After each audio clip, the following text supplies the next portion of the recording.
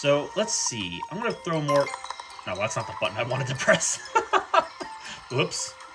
G'day folks, as a video request from fellow YouTuber Matt's Tech, whom I've collaborated with a previous video, he requested to have me check out Windows 11 on effectively the bare minimum hardware that you need to run it, which is effectively contained in this laptop right here, this Asus like VivoBook something or another. I put the model number up on a subtitle here. This machine has a fanless Celeron processor in it, the minimum amount of memory, and it has double the minimum requirement for storage, although that part really doesn't matter too much. It is eMMC, it is not a full SSD, and for that matter, it is not a hard drive. It's kind of a in-between sort of thing, but it is still solid state, so that is definitely a bonus. And, well, as I mentioned, it is running Windows 11. So, in this video, let's see if it's usable.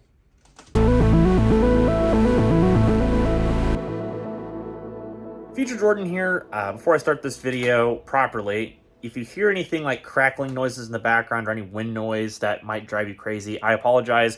We're currently under wind advisory and there's not much I can really do about that. So you're just going to have to live with the background noise of the video, and there's not really too much that I can do to prevent that, at least at this time. So I'm really sorry about that. So anyways, with that, back to the video. So as a refresher of the specs, this machine has an Intel Celeron N4500 processor. This is a 6-watt fanless processor from about 2021. I believe it is derived from a fork of the 11th gen Intel Core. I could be wrong on that though, so somebody will have to correct me down below. But I believe it is based on Jasper Lake is the code name of the processor. Either way, it's a dual-core 2-thread processor, so it's really nothing fancy, and it's got 4 gigabytes of soldered DDR4 2933 megahertz RAM. It is not upgradable unless you were to desolder and resolder some new memory on the board. And we're running Windows 11 Home. I have turned off S mode because I think that is stupid, so it's not running S mode, it's running the full-blown Windows 11. So with that having been said, and again I mentioned eMMC storage is what this thing has for its operating system and everything that we're about to see. Well, let's get on with it. All right, so let's get started by doing a fresh reboot, and let's see how long it takes for Windows 11 to start up on this particular machine.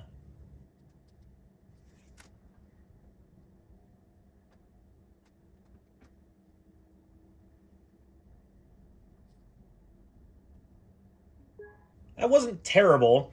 I wouldn't consider it to be amazing. However, of course, fast boot would help to remedy some of that slowdown with the system startup. But all in all, it is still significantly faster than if you were to run Windows 11 on a hard drive. So, eMMC is not my favorite, but it will at least do a good bit better with the random performance of the disk and other aspects of system performance to just make it feel a lot snappier than a hard drive. But it ain't no comparison to an SSD. Like a standard SSD would definitely feel a lot faster. Of course, we're also contending with the minimum supported amount of memory, which is 4 gigabytes, which the system has, and it is soldered memory, so it is not upgradable. So if you were looking to do that, unfortunately, well, this is not the machine for you. So I figure let's get started with the basics. We'll just do web browsing because everybody's going to do that with their computer anyway.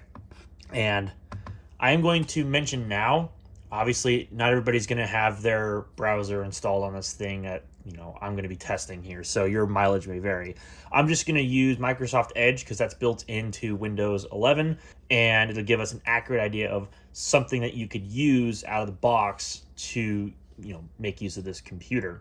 Now, I do have Firefox installed, but that is not set as the default browser, and I've just left Edge with all of its defaults set so it opens automatically, or doesn't open automatically. It starts up automatically when the computer boots up. So as soon as you go to click on Edge, it opens immediately and you can get to browsing the internet. So that's a thing I wanted to point out. So with that, I figure we'll go to a pretty commonly browsed website. You might have heard of it before. It's called YouTube. So forgive the camera work here. Just need to reach over the keyboard. Some of these slowdown might be caused by my internet because I'm out here in the garage, so it has to go through several layers of the house. But I also think that some of it's going to be caused by the general performance of the system, and it's not hardwired out here, so Wi-Fi is the best that I've got. So please bear with me. This is kind of not ideal scenario, but it is real world, so it gives an idea of what you can expect from something like this. So YouTube loaded pretty quickly. At least I would say it loaded fairly quickly. So what I'm actually going to do now, let's open up Task Manager. Now, I am going to kind of asterisk point this. This Asus laptop does have some OEM stuff running in the background because of its drivers. So the actual reported minimum amount of memory usage will vary based on system to system. But as of right now anyway, what I can see is with Edge open with just YouTube and nothing else, all the background tasks and everything of that sort, we are sitting just under 60% memory usage, which is not brilliant per se, but it's not completely awful, I would say, to the point where you'd have to upgrade the memory or at least get a different computer. And then what I'm also going to do is I'm going to put this somewhere where it's easily accessible. And I figure we'll do a little bit of multitasking here, so we'll open up a couple different tabs first before we do that. Whoops, looks like I'm going to need to make this always on top. All right, there we go. Now we're ready to go. So I figure we'll try another thing here, Fox News, because, well, got to have some kind of a news website, and this one's not going to like completely brutalize the computer like CNN will. You can definitely see with this CPU, it is at 100%. It's got a lot of stuff to load. These news sites are definitely not gentle when it comes to computers. That's definitely a given. Well, I mean, I guess any technology. And as a result, my goodness, the memory usage went up a lot, at least to 10%. So that's quite a significant increase in the memory consumption. We'll try another tab here. We'll do Linux Lite. We'll go open up its website here.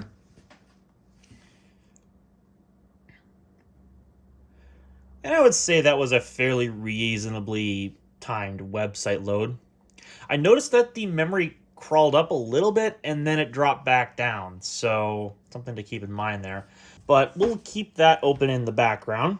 And then let's go open up some of the other built-in applications here on the system.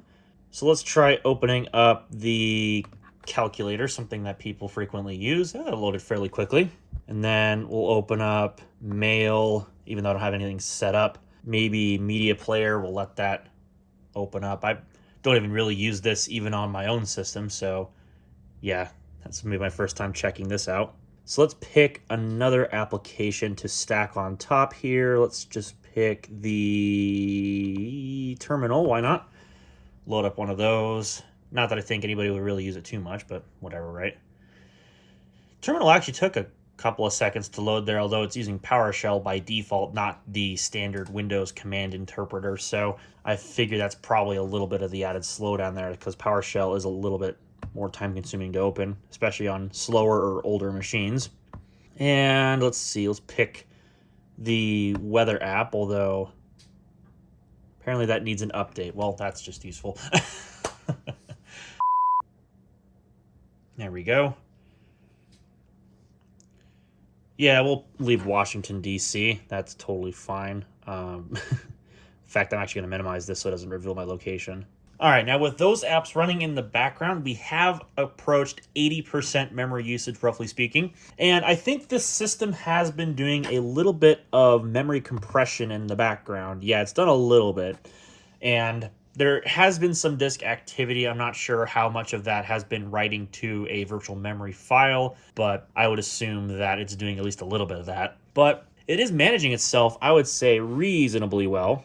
I haven't felt really any major slowdown other than what this computer's performance level already is, which is, to be honest with you, not that fantastic. But it's a Celeron, so what can you expect? It's not going to be the most amazing thing out there. So let's try the built-in solitaire game, if that doesn't require some kind of an update as well, which it doesn't look like it does.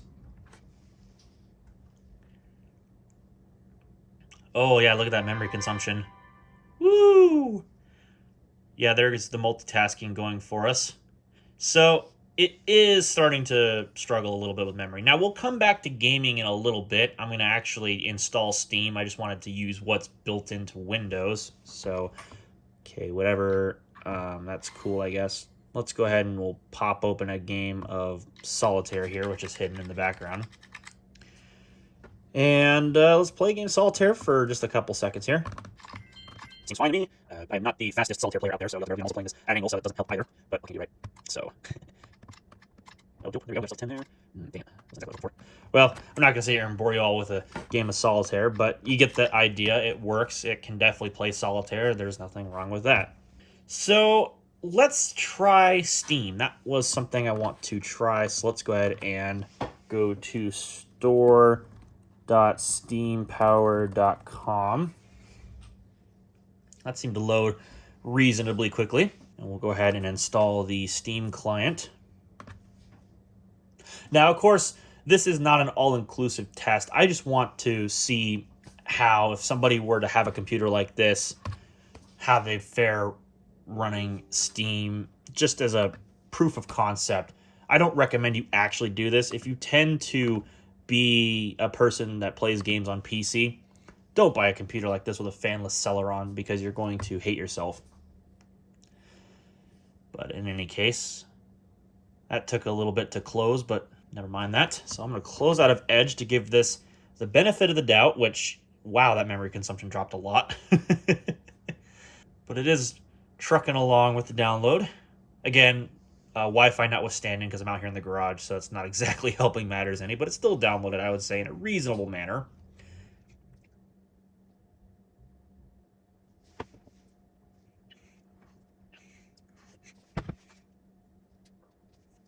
Yeah, this is definitely not that fast. I was actually kind of expecting that to go a little faster, but I guess what are you going to do, right?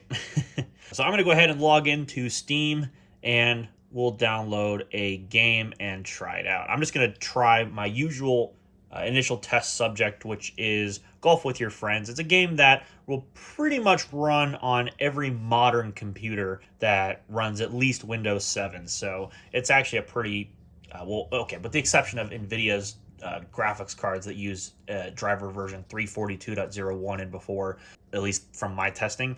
Otherwise, it seems like, yeah, it's fairly compatible. So let me get that installed, and I will return. Let's go ahead and grab Golf with Your Friends, and let's add that to the download queue. I accept the license agreement. Memory usage is really high. Like, that's frighteningly high.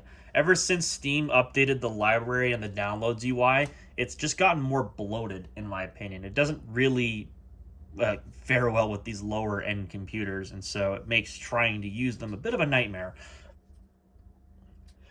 All right, and there we go. So go ahead to head to the downloads section,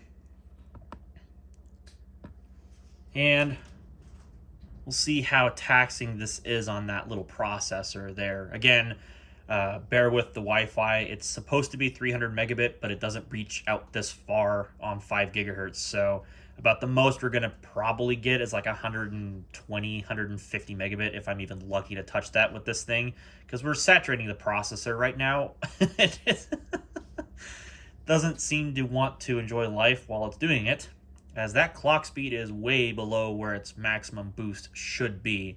Okay, granted, this thing has a base clock speed of 1.1 gigahertz, so that's not exactly a high bar, but still, you can tell that this is really taxing. But even still, with the CPU bottleneck in place, we're actually getting a fairly respectable 13.5 at least, well, give or take, megabytes per second download speed, which is pretty good out of this machine. Again, your mileage might vary depending on the hardware you use Windows 11 with, but as far as this machine is concerned, this is all right.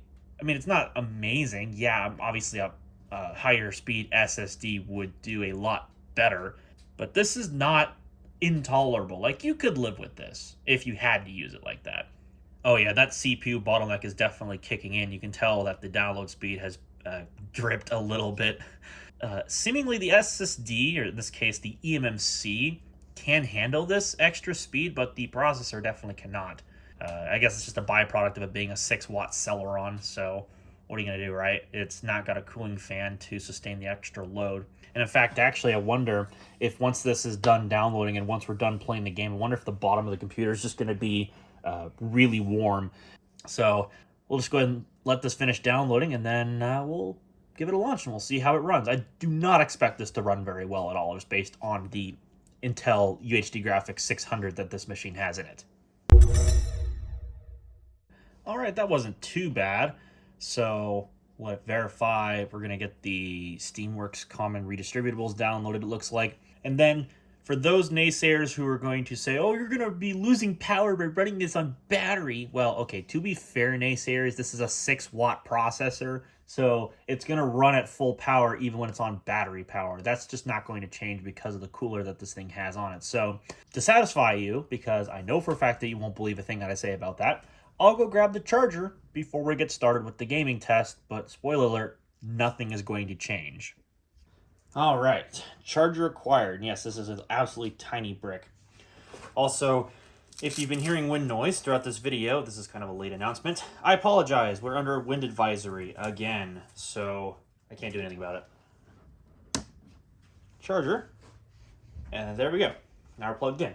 And in addition, I'm going to connect a controller because I don't want to be fumbling on the camera with trying to play with the trackpad.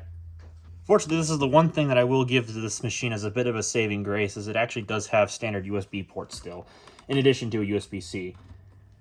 So I will give it that. That is actually quite nice. All right, so let's move our task manager and let's launch. Now, I've made sure that everything else is closed out, so it is just Task Manager and Steam. I don't have much confidence, because that memory usage is pretty bad. I can adjust the cam here a little bit. I mean, the screen is not exactly the greatest, but we can do an entry-level machine like this anyway.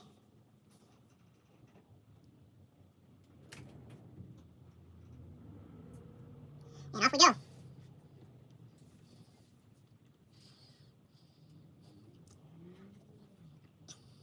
Ooh, that memory usage. Ooh, that's rough.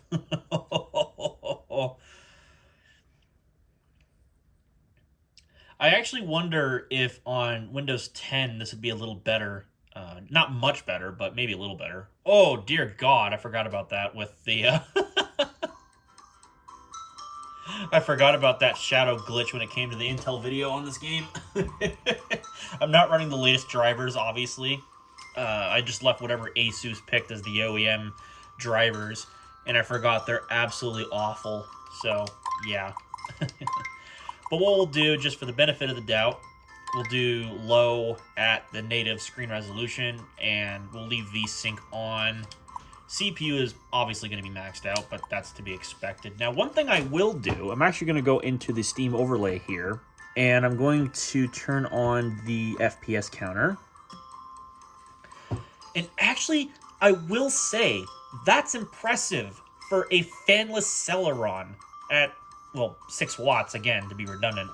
And integrated graphics, 4 gigs of 2933 megahertz DDR4. This is actually quite impressive.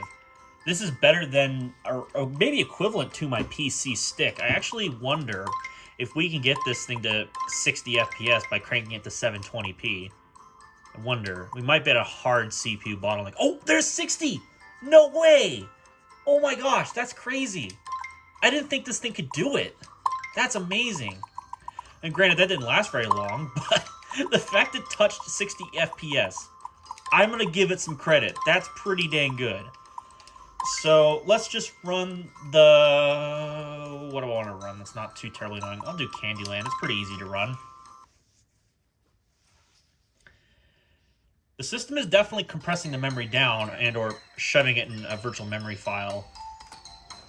But it's keeping it within easy reach. Like, yeah, this thing has no problem running this game. Like, yeah, the visual settings suck, but, I mean, that's just this game with low settings. That's nothing about this machine that's at fault. Well, and the person who cannot play it behind the camera here, you know, that's also a thing to keep in mind. And the speakers aren't amazing, but whatever, right? So, let's see. I'm going to throw more... No, that's not the button I wanted to press. Whoops. Luckily, I'm not saving this game. Let's go, actually, back to medium. I'll turn off the anti-aliasing. How's that?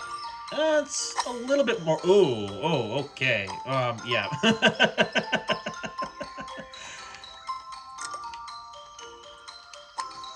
I will say, though, you could probably cap the frame rate to 30. We'll try that at the next hole.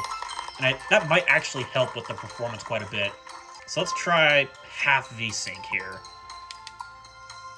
Heck yeah, there we go. Of course, again, this is all hardware dependent. So you could have a machine that does way better than mine, obviously. But man, that's actually kind of impressive. I was not expecting this thing to play this as well as it is right now. I figured it was going to be way worse, but it's something about Intel's more modern chips. Like, they actually stepped up their game, and they're actually pretty dang good. Now, obviously, this isn't going to top, like, a Athlon Gold with its integrated graphics. Like, an Athlon Gold is still going to do way better, even with the older CPU architecture being, I think, Zen Plus, I think is what the Athlon Golds are still using these days, because AMD hasn't refreshed them for, like, Athlon 500 or 5000 series. I wish they would, because they'd be really impressive if they did. Or even Athlon 6000s, but, you know, I guess it's whatever, right? But even for Intel, like, fanless Intel, this is pretty good. Ain't gonna knock anybody's socks off, but if somebody wants to play this game and this is all they got, they're gonna have a good time. I would easily be able to recommend this game on this computer. Even if you don't really like 30 FPS, like, you could make it work in a pinch. Nothing wrong with that. So, pretty sweet. I am just a terrible player today, goodness gracious. Now, I don't have much disk space, but I do know that this game will run on this machine, so I figure I will give it a test. Now, this machine actually has 128 gigs of eMMC, which is a far cry better than some of the other laptops that might have better Celeron processors, like 4-core Celerons, but they only have 64 gigs of eMMC, and that's a huge limiting factor. I think if you're going to buy something like this, you really ought to go 128 gigs at a minimum, unless either A, the device and the form factor you're buying it in, like for example a mini PC or a PC stick, doesn't allow you to have that much storage, which I have seen that before. Or on the other hand, you don't even have the money for it, which if you don't have the money for it, I would still say used is going to be your best bet. And if your machine that you buy that is used doesn't officially support Windows 11, I would just say hack it on there and then turn off the watermark that eventually is going to come along in, I think, Windows 11 22H2. And I would just roll with it that way, because you're going to get much better performance going used than you would here with an entry-level machine. That's just fact. But even still, like, I'm impressed by this little Celeron. Like, it's really quite decent for what it is. I just wish that it had upgradable memory, maybe had a cooling fan, but, you know, maybe that's too much of an ask for a 6-watt processor to have a cooling fan, but I don't know. I think passive cooling is kind of maybe not the right solution for this thing. The biggest thing, though, is the soldered memory. If it had 8 gigabytes, this thing would probably be a lot more tolerable. At least I would assume so. So let's go ahead and we'll launch Distance. Now, this does have VR modes, but I'm just going to launch it normally, obviously. And the idle memory usage has gone down about 20% since I launched Golf with Your Friends, because Windows has kind of compressed itself down to allow for that game to be open. So we'll see how well Distance fares here. I think it's actually about the same memory consumption, maybe slightly more, as Golf with Your Friends. But this is a game that will pretty much run on an NVIDIA GeForce 8800 GT. It's not going to look very pretty, but it will run on a GeForce 8800 GT, and that has been proven. I've done that before, and it will play with at least 30 FPS. So if it can play on one of those cards, it can most certainly play on this thing with at least 30 FPS. You just got to manage your settings accordingly.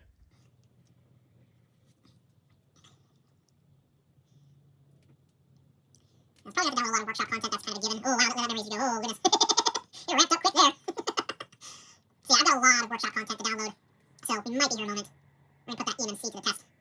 We have almost no RAM left over. I genuinely wonder what settings it's going to be running on. I'm going to probably crank them down to the lowest, including the textures. Maybe I'll leave the draw distance set to like medium or something, but I'm going to crank a lot of the effects down. I'll see if that helps with the frame rate. I imagine we're going to be in the sub-teen FPS range once we hit the menu.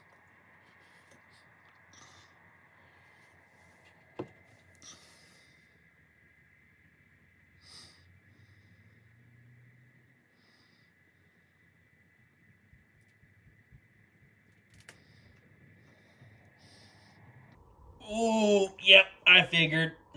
We're in the single digits. I don't know what settings it is currently running at. I need to move the task manager out of the way so I can see the menu. Oh, okay, I'm going to need to adjust these graphics settings here before this thing basically melts. Yeah, I figured it was going to melt because this is like the graphics settings I wrote with my RX 6800 XT in the house. I'm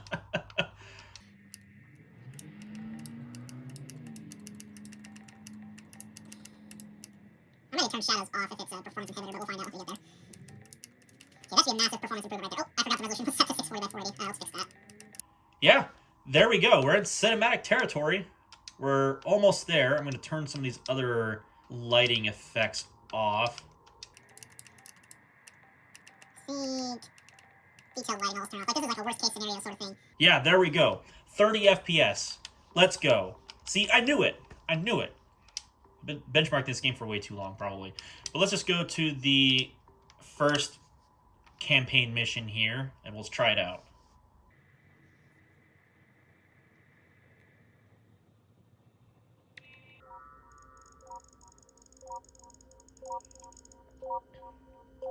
Well, in the cinematic, we're getting about 25, 28.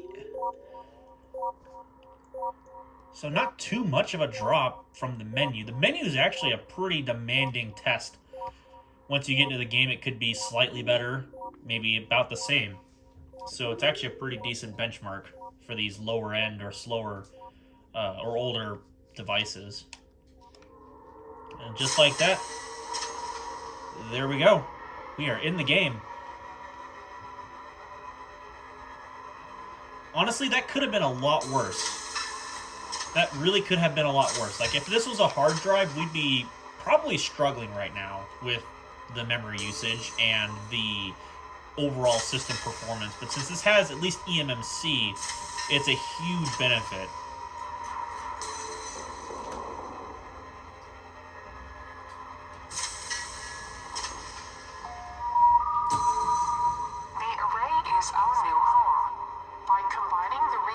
Of satellite sectors, the array functions as one metropolis. From energy storage to food production. And here comes some detailed lighting. Let's see how that fares. Yeah, we're still at least 30 FPS. Not too bad. I'll just speed up playing through the rest of this because, well, this is just distance. And this initial level won't take too long, hopefully. Okay, there's the dip. 19, 17. Woo! Okay. Woohoo, alrighty. Yeah, performance here is roughly equivalent to that of a old AMD APU based on the older bulldozer or construction equipment architectures. So, definitely playable. You could probably benefit from turning the resolution down, but I think we're at the mercy of the CPU here, because again, CPU is at 100%, it's been there the whole time. Surprisingly, it's actually holding its boost clock. Like, that's maximum boost is still around M4500. So, yeah, we're actually CPU down once again. Not that I'd be surprised by that fact. Yeah, this is another one of those games where, yeah, it's not going to be the most pretty or not the most playable, but you could definitely play it. Of course, if you had a better computer with the same amount of memory, maybe some discrete graphics, you'd definitely still have a better time here. That's for sure.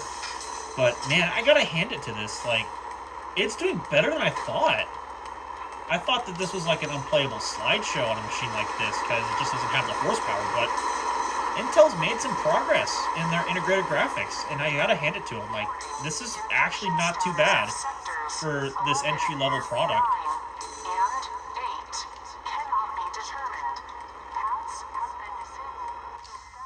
There we go. Let's see how the load time is to the next sector here. Yeah, not too bad. That's actually quite good. Again, another win. Not bad. Oh, it's definitely... Hang on a moment. Yeah, it's definitely a little warmer. So, now that we got that out of the way, let's try Office. Microsoft Office, to be particular, because I know for a fact that this machine, like many others, is likely marketed with having Microsoft 365 subscriptions included, or they're often sold alongside Office 365 subscriptions.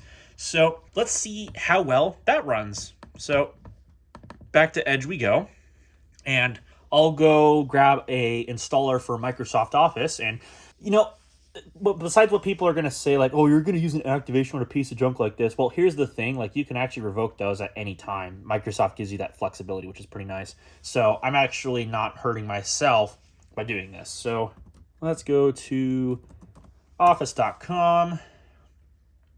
And I'm going to grab the installer for Office. And I'm actually going to reboot the computer because the lingering remnants of compressed memory are going to skew the results. So I'd rather not do that. So I'll actually restart the system, and then we'll get an accurate idea as to how the memory consumption looks.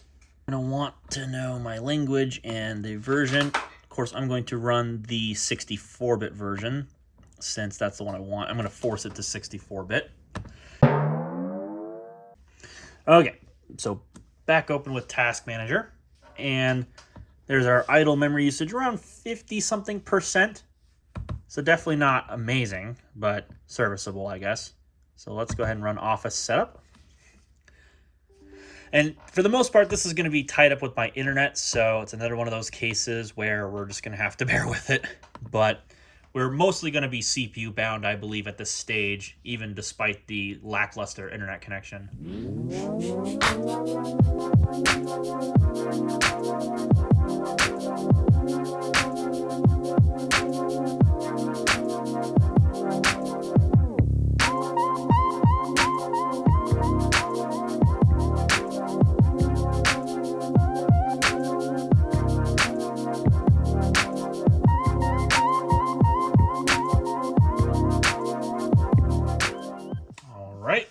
Says installation is finished. It's probably going to say it twice because the Office installer loves to do that. Or maybe not. Whatever. So, cool. Office is now installed. So let's go ahead and we'll go find Word in Start menu. If I can click the button properly, maybe. There it is.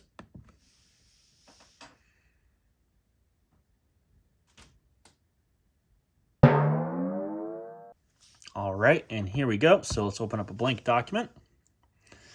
And there is Office, or at least Word. So compared to idle, it's using about, I would say, 10% memory, which is not bad.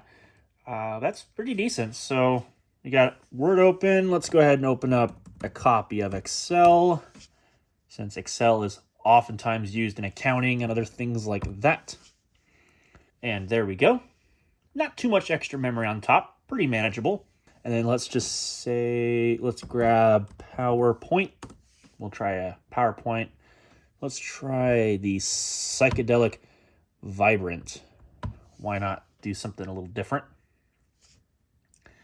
Ooh, that really pushed the memory usage up. Now we're about 74%. But even still, it went down to 71. I would say even still, that's pretty good. Just by itself. But I'd say that's pretty reasonable. Let's just say you were taking notes. You had maybe Excel open or something. Let's go ahead and try Outlook, which it's probably not going to let me open unless I sign in my email, and I really don't want to do that. So, okay, I got Outlook set up, so I'm going to promptly minimize it so you guys don't see my email, and we'll see how it fares in the background. Ooh. All right, yeah, this is, Outlook can be demanding, especially if you've got an account with thousands of email addresses. It can really put some computer hardware to the test. Woo, yeah, that background sync is definitely going to, yeah, yeah, that CPU usage is good. Yikes, yeah, Gmail syncing with Outlook can be a real bear, that's for sure. Ooh, yeah. Let's try to use the system while it's doing that. Let's minimize these windows. Let's go open up Edge. Let's say it actually opened up pretty quickly. Let's go to wikipedia.org. Oh, it's definitely feeling a little slower. Not terribly. Let's go open up YouTube again. Ooh, yeah, we're definitely feeling a little bit of the slowdown, but it's really not too bad, I would say. Let's look at the Wikipedia article for Windows 11. All right, that loaded in a reasonable amount of time. Yeah, I would have figured maybe, yeah, I mean, very interesting. It's not too bad, I guess. Let's try the store as a bit of a curveball. Oh yeah, we're definitely hitting a CPU bottleneck. The store should have opened by now. All right, there it goes. We made it eventually. Oh yeah, it definitely hit it compressed the memory down. It definitely did it there. So overall, I'll wrap up the testing there. I figure that's probably enough of torturing this little computer. So let's close out of all of these applications here. That took a while to restore, goodness. So let's just put it this way.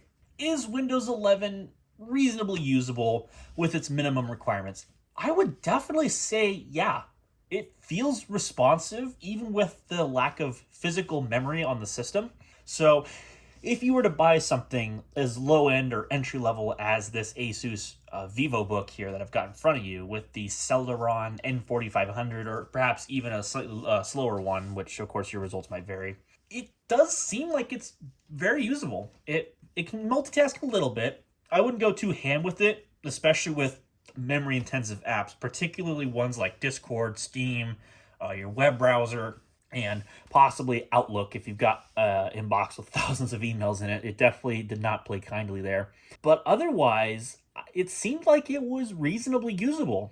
Gaming is probably not this thing's strong suit, although that's not really a fault of this computer. It wasn't made for it.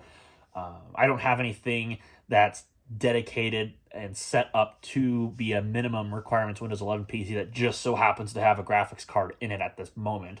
This was about the closest thing that I could get set up for this video and the timing of it. But yeah, I don't know. Let me know what you guys think down below. Would you consider something like this to be usable?